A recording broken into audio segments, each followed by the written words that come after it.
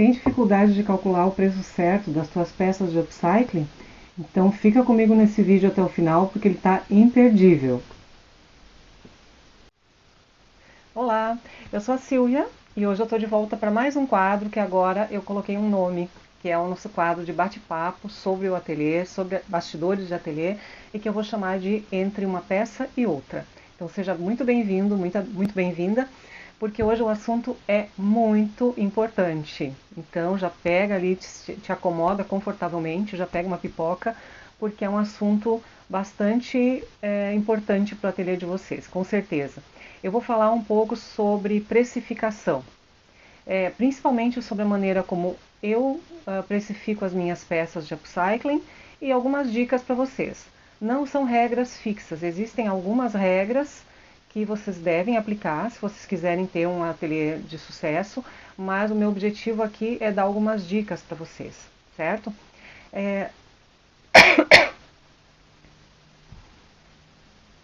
A gente encontra muito vídeo sobre precificação de artesanato. Eu mesma já assisti muitos de costura criativa, de vários tipos de artesanato. E agora, pesquisando um pouco para poder montar esse vídeo para vocês, eu encontrei muitos vídeos de precificação de crochê, porque é a tendência do momento, né? O que a gente vê muito. Alguns eu achei muito interessantes, outros eu pensei, meu Deus, mas tudo bem, vamos lá. Como eu disse, cada um é que sabe de si. Eu acho que uma das coisas que a gente busca quando vai trabalhar com costura criativa, vai abrir um ateliê, é justamente a liberdade de ter os nossos próprios horários, de fazer o nosso próprio trabalho, né? É um dos motivos, eu acho, que faz com que muita gente busque esse caminho. Mas a gente precisa ter muitos cuidados para não transformar o nosso sonho de ter um ateliê lucrativo numa grande armadilha. E eu acho que tem uma coisa que não precisa ser muito expert para saber, em precificação, que o custo dos materiais tem que estar muito claro, certo? O que a gente gastou para fazer a peça. E isso precisa ser cobrado. E além disso, mais um valor. Eu acho que isso não é dúvida para ninguém. O que acontece com relação ao upcycling, a trabalhar com calças velhas, muito provavelmente é porque se eu ganhei o material, como eu cobro isso? Como é que eu incluo isso no meu custo? Eu ganhei as calças. Como é que eu vou fazer esse cálculo desse tecido? Então nesse vídeo eu vou te trazer algumas regras comuns, umas regras que eu aplico e no final eu vou te deixar algumas dicas que são inegociáveis na precificação, certo? Então, para começar, todo mundo já sabe que a gente precisa juntar o valor dos insumos que gastou, dos materiais, né? Coloca tudo no papel, isso é o básico do básico. E aí, a partir disso, nós vamos ter que calcular quanto nós vamos cobrar, o que a gente vai colocar em cima desse custo. E aí é que muita gente acaba se perdendo, certo? Então vamos prestar bem atenção aqui porque tem algumas regras que são muito importantes. Por exemplo, é muito fácil eu pegar aqui, eu vou pegar essa bolsa aqui de exemplo, tá? É muito fácil pegar essa bolsinha aqui, calcular quanto eu gastei de jeans, quanto eu gastei de forro, quanto eu gastei de estrutura, de ferragem, de zíper e colocar tudo no papel. Aí eu penso, ok, gastei tanto, agora eu vou colocar uma porcentagem de lucro em cima. Muita gente eu já vi fazer uma coisa que não se faz, tá? Já vou dizer por quê. Quanto eu gastei de material nessa peça, aí eu pego e multiplico por 3. Tá? Vamos supor, vocês já vão ver por que eu digo que eu gastei R$ 20 nessa peça. Aí a pessoa vai lá e multiplica por 3. Ai, 60, tá ótimo. Olha o lucro que eu tô tendo aqui, né? 200% de lucro. Isso é bem perigoso, tá? Por quê? Porque isso que tu tá colocando em cima aqui, ele não é o teu lucro, necessariamente. Pode ser que tenha outros custos envolvidos aí que você não prestou atenção. Aí é que tá a grande sacada. Vamos lá. Para fazer essa bolsa, por exemplo, além do material, que eu já vou falar para vocês como é que eu calculo, eu gastei energia elétrica da minha máquina. Eu gastei internet. Ah, mas por quê? Porque eu vou ter custos de divulgação, eu vou precisar ter internet para poder postar ela no Instagram. Eu usei a internet para pesquisar como se faz essa bolsa. Então, eu tenho esses custos que são considerados fixos.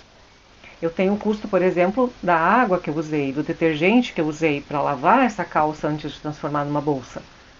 Ou vocês vão usar ela diretamente como ela veio. Aí algumas pessoas dizem assim, não, para que eu vou cobrar luz? Eu vou pagar igual. Como é que eu vou ratear internet para cobrar de uma bolsa?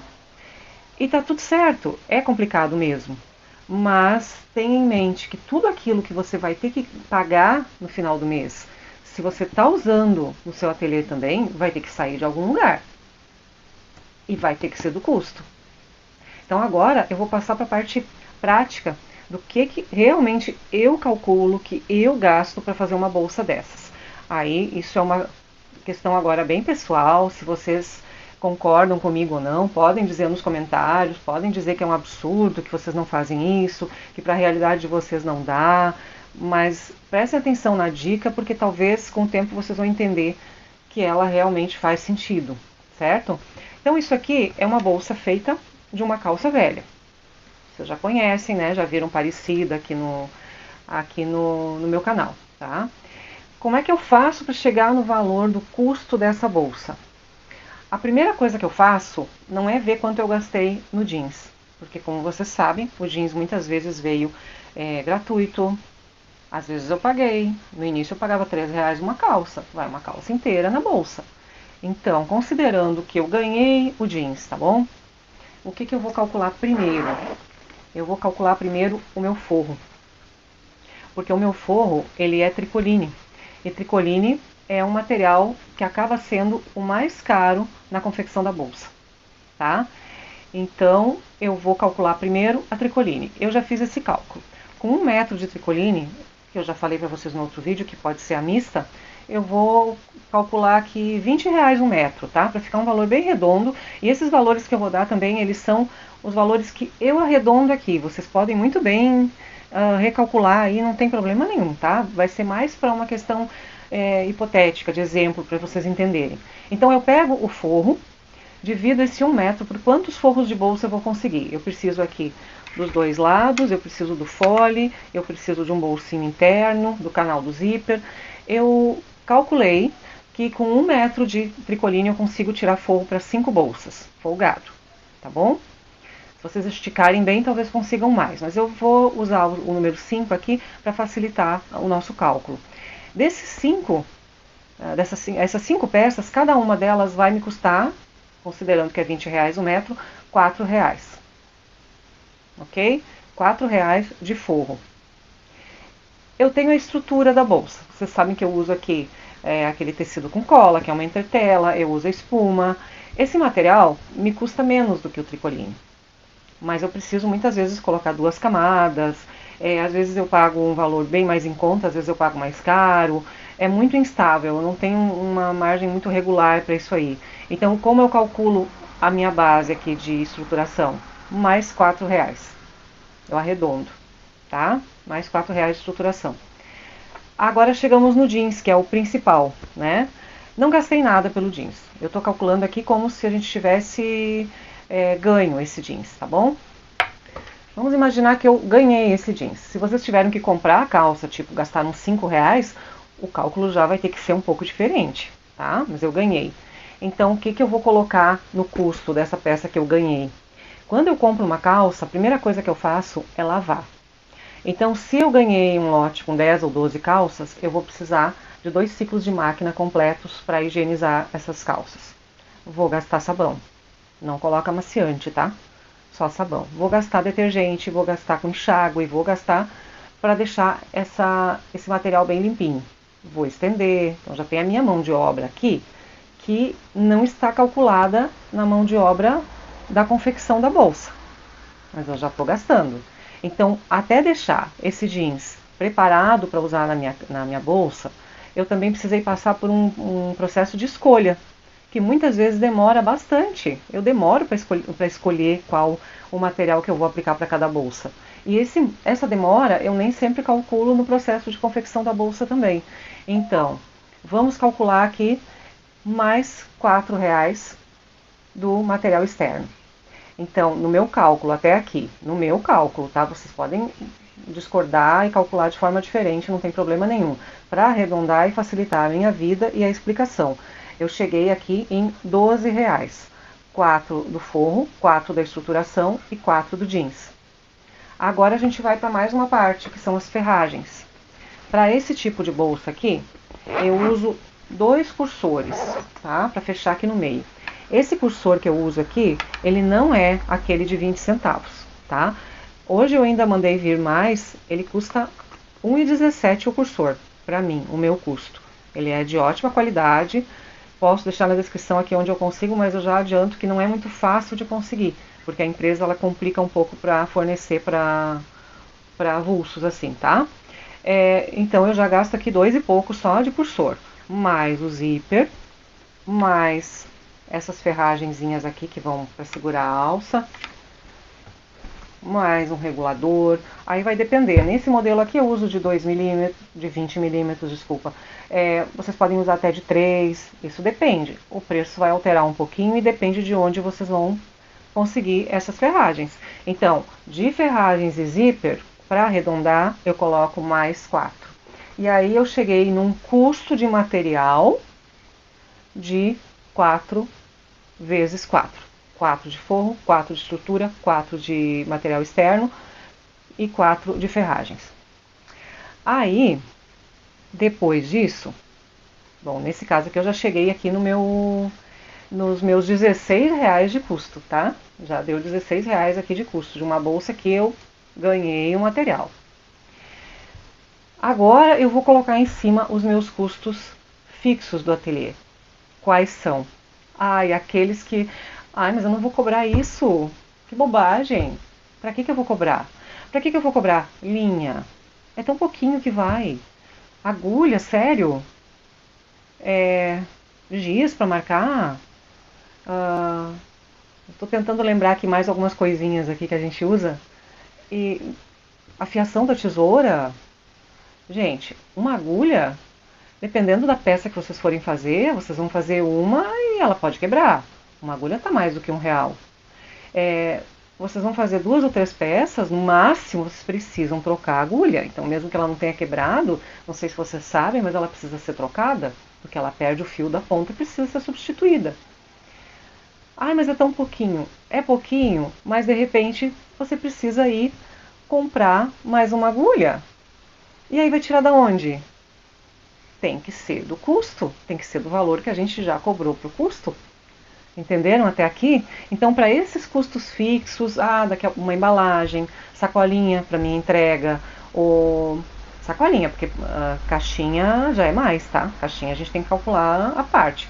Um saquinho de correio, uma etiqueta a mais que eu coloco. As minhas etiquetas sou eu mesma que faço, mas eu sei o custo delas. Certo? E se vocês fossem mandar fazer, no mínimo R$ 1 uma etiqueta. Então, para esses custos, eu coloco aí mais 4, para facilitar a conta de vocês. Então, a minha bolsa, até esse momento, ela custa R$ 20. Custa. Então, se eu vender ela por 30, eu tenho R$ 10 de lucro? Não, gente, de jeito nenhum.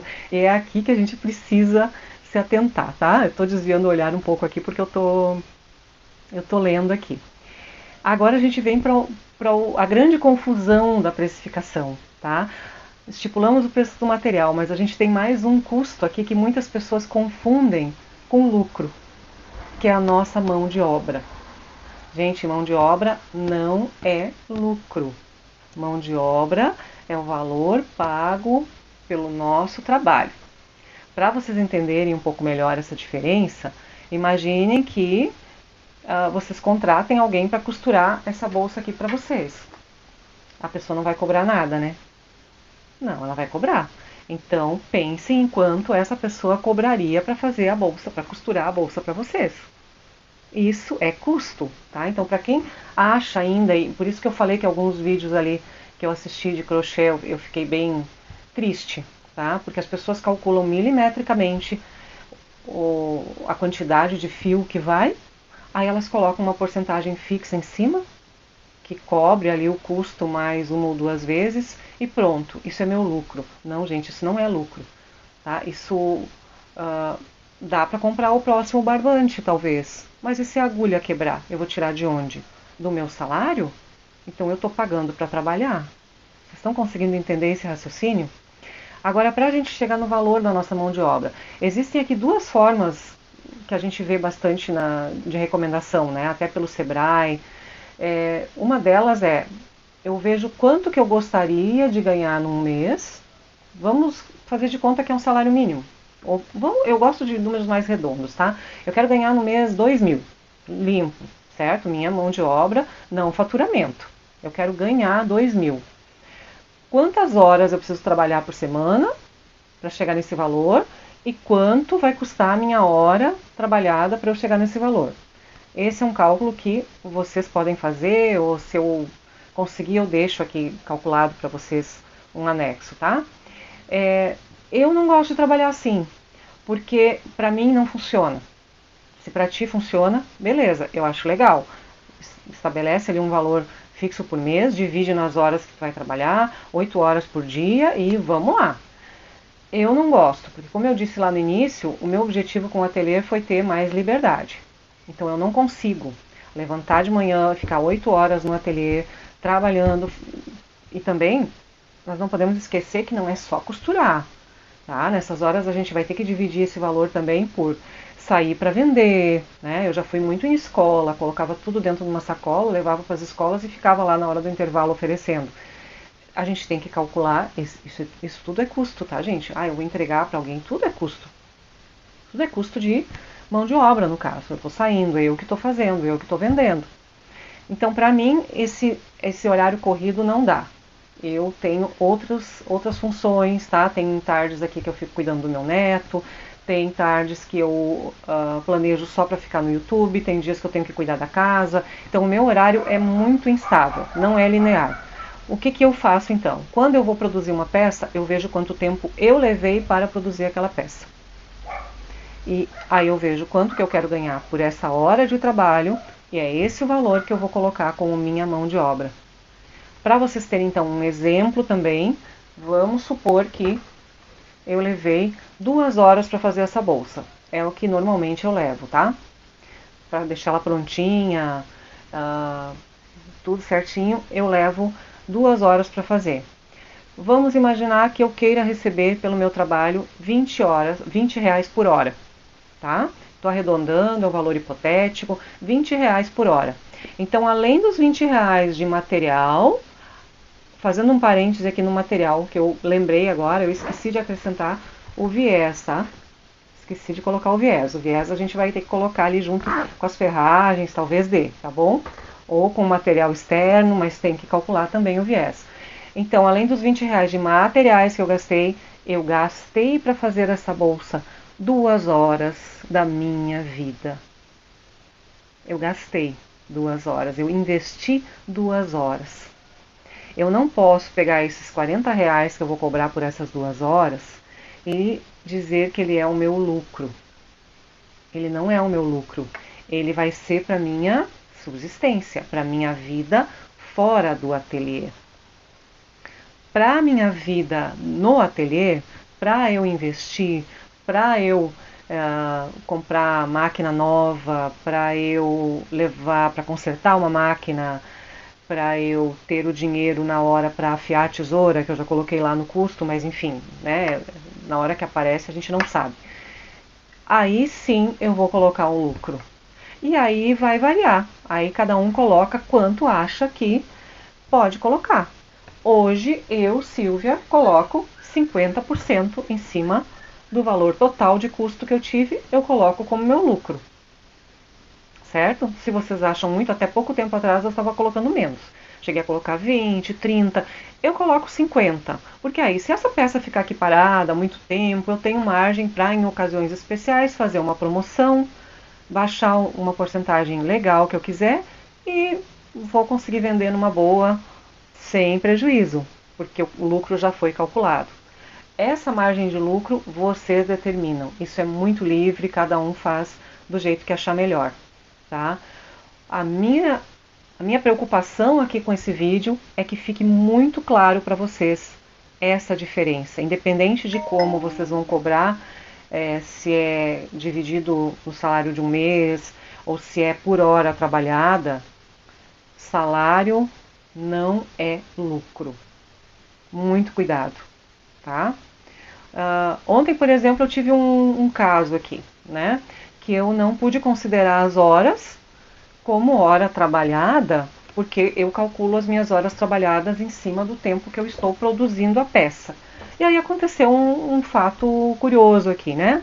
Uma peça da minha máquina estragou.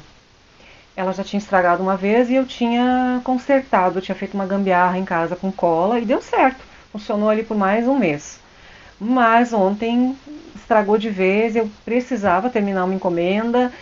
E aí o que eu tive que fazer? Eu tive que tirar a peça da máquina, parar tudo que eu estava fazendo, pegar o carro e ir atrás de uma peça para substituir. Consegui a peça, voltei para casa, recoloquei na máquina e voltei para o meu trabalho. Aí eu gastei mais de meia hora até conseguir essa peça. É um valor que eu não tenho como cobrar de uma bolsa específica.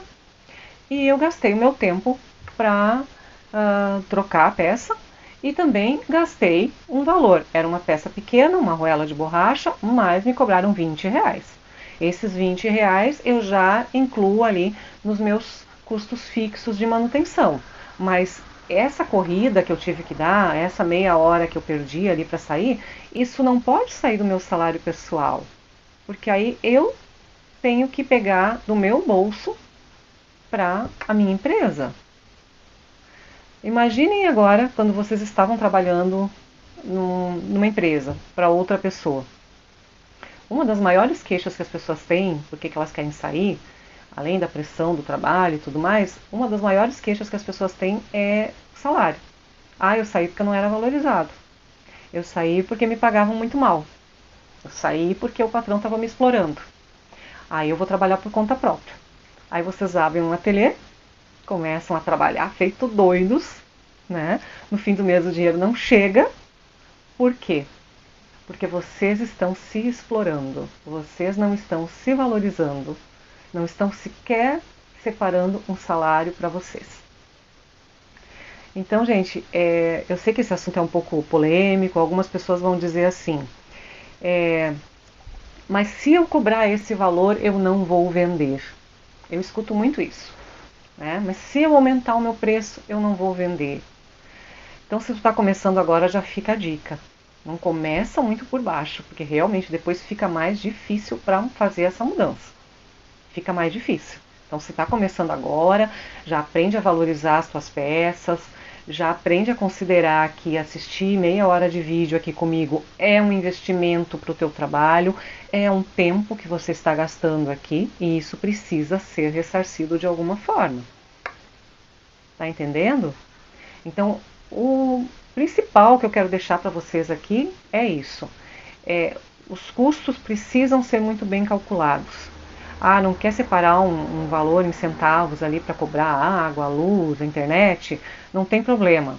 Mas tudo aquilo que você for ter que repor para o seu ateliê funcionar, precisa entrar nos custos do seu produto, da sua produção. Certo? E aí o lucro é lucro. Deixa separado, se possível, não mistura com o teu salário. Deixa uma caixinha. Porque de repente tu vai ter um sonho de trocar de máquina, tu vai querer ampliar o teu ateliê, colocar uma mesa nova, trocar o ferro. Eu estou olhando pro meu ali que está bem detonado, já vou ter que trocar.